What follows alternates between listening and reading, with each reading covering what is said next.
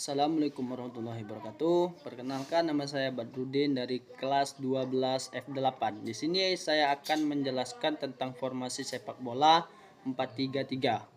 Yang pertama, struktur formasi. Yang pertama ada 4 back, 2 back tengah, yang kedua back sayap. Yang ketiga gelandang.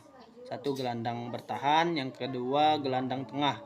Bisa menyerang ataupun bertahan sesuai kebutuhan. Yang ketiga penyerang, 1 penyerang tengah, yang kedua sayap.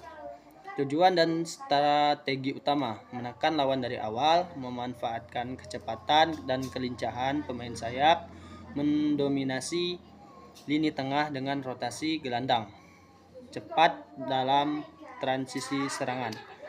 Yang selanjutnya, kelebihan 4-3-3. 1. Keserangan tajam dari sisi sayap.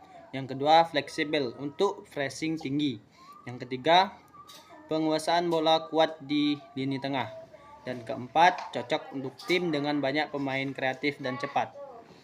Ataupun kekurangan 4-3-3, 1 lini belakang bisa terbuka saat back sayap naik menyerang.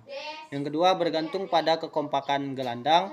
Dan ketiga, rentang jika salah satu sayap tidak membantu bertahan. Variasi formasi 4-3-3. Yang pertama, 4-3-3 holding, menggunakan 1 gelandang bertahan untuk melindungi back. Misalnya formasi Barcelona era Beckwest.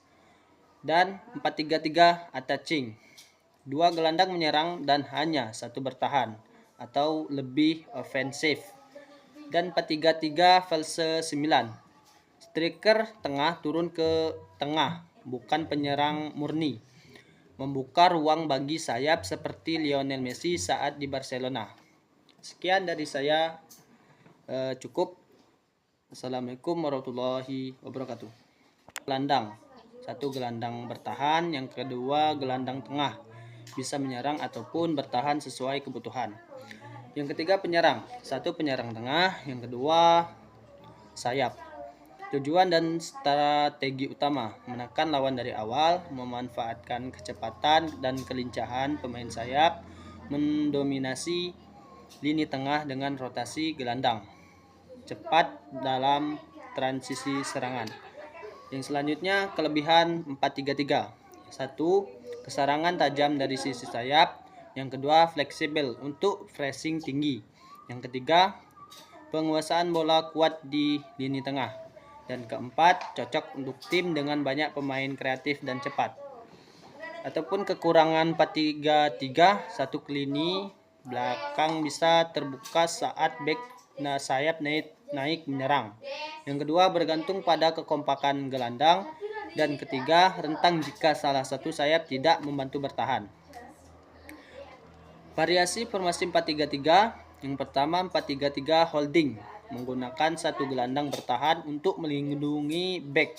Misalnya formasi Barcelona era Beckwest.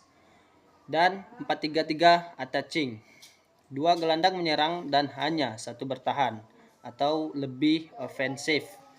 Dan 4-3-3 false 9, striker tengah turun ke tengah, bukan penyerang murni, membuka ruang bagi sayap seperti Lionel Messi saat di Barcelona. Sekian dari saya, cukup. Assalamualaikum warahmatullahi wabarakatuh.